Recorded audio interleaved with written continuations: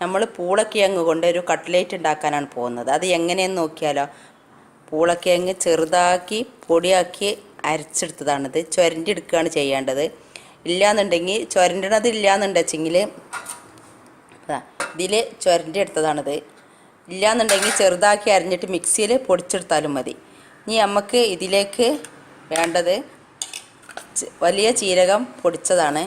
അതൊരു സ്പൂൺ ഇട്ടിട്ട് കൊടുത്തിട്ടുണ്ട്. പച്ചമുളക് 10 എണ്ണം, സവാള പൊടിയായി അരിഞ്ഞതാണ്. അരിഞ്ഞുകാണ്ട് ജസ്റ്റ് ക്രഷായിട്ടൊന്ന് പൊടിച്ചെടുത്തിട്ടുണ്ട്. അത് 2 സവാളയാണിത് എടുത്തിട്ടുള്ളത്. ഇത് വെളുത്തുള്ളിയാണ്, പൊടിയാക്കി അരിഞ്ഞതാണ്. അതുമാതിരി കരിവേപ്പിൻ്റെ ഇലയും ചെറുതായി അരിഞ്ഞെടുത്തതാണ്. ഇതായിക്ക് ഇട്ട് കൊടുക്കുക. ഇനി ഇത് ഇഞ്ചി ചതച്ചതാണ്, അതിട്ട് കൊടുക്കുക.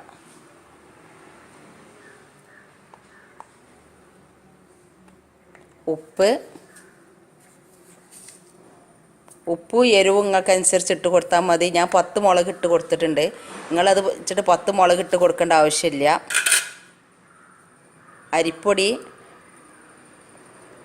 അരിപ്പൊടിക്കും മൈദപ്പൊടിക്കും കറക്റ്റായിട്ട് അളവില്ല. ഇത് നമ്മൾ കുഴച്ചെടുക്കുമ്പോൾ ഇത് മൈദപ്പൊടിയാണ്. കുഴച്ചെടുക്കുന്ന സമയത്ത് നമുക്ക് കറക്റ്റായി നമ്മളെ അളവ് വരുന്നത് വരെ പരുവത്തിനാണ് നമ്മൾ ഇത് മാവിട്ട് കൊടുക്കേണ്ടത്. അപ്പോൾ ഇത് നമുക്ക് നല്ലവണ്ണം ഒന്ന് കുഴച്ചെടുക്കാം. വെള്ളമൊന്നും ഒഴിച്ച് കൊടുത്തിട്ടില്ല. വെള്ളം ഒഴിച്ച് കൊടുക്കേണ്ട ആവശ്യമില്ല. ഇതിൽ തന്നെ വെള്ളം ഉണ്ടാവും. അപ്പോൾ വെള്ളം ഒഴിച്ച് കൊടുക്കേണ്ട ആവശ്യമില്ല. നല്ലവണ്ണം കുഴച്ചെടുക്കണം.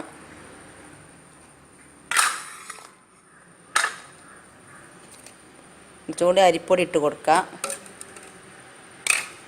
മൈദപ്പൊടി ഇട്ട് കൊടുക്കുക.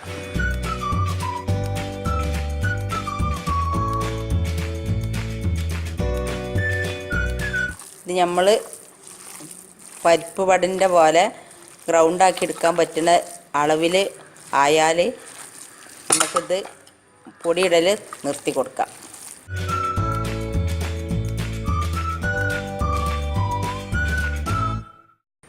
അപ്പോൾ ഇത് കറക്റ്റായിട്ടുണ്ട്. ഇനി നമുക്ക് ഒരു ചട്ടി വെച്ചിട്ട് അത് എണ്ണ ഒഴിച്ച് ചൂടാക്കി. എണ്ണ ഒഴിച്ച് നല്ലവണ്ണം ചൂടായിട്ടുണ്ട്. നല്ലവണ്ണം ചൂടായിട്ടുണ്ട്. ഇനി നമ്മൾ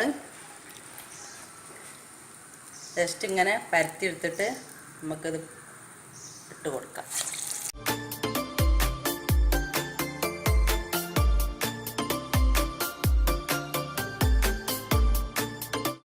നമ്മൾ വേറെ മാവിലൊന്നും മുക്കണില്ല, നേരിട്ട് ആണിത് ഇട്ട് കൊടുക്കുന്നത്.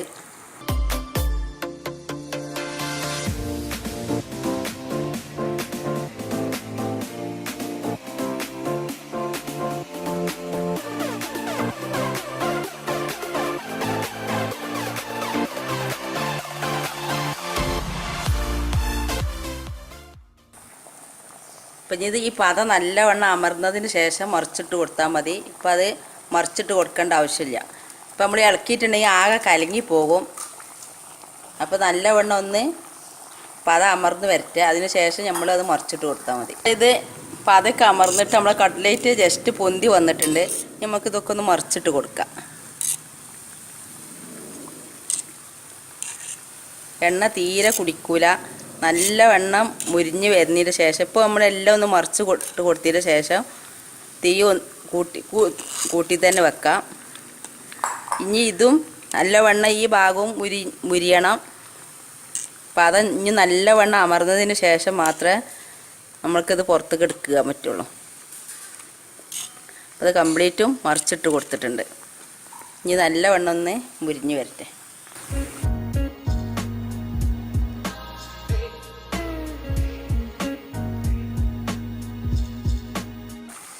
അപ്പോൾ നമ്മളെ കട്ട്ലേറ്റ് ഇവിടെ റെഡി ആയിട്ടുണ്ട്. ഇത് നമുക്കിനി കോരി പുറത്തേക്ക് എടുക്കാം. അപ്പം ഇത് നിങ്ങൾക്ക് എല്ലാവർക്കും ഇഷ്ടമായി കാണുമെന്ന് വിചാരിക്കുന്നു. സബ്സ്ക്രൈബ് ചെയ്യാനും ലൈക്ക് ചെയ്യാനും മറക്കരുത്. എല്ലാവരും ഇത് ഉണ്ടാക്കി നോക്കാൻ ശ്രമിക്കണം. താങ്ക്സ്.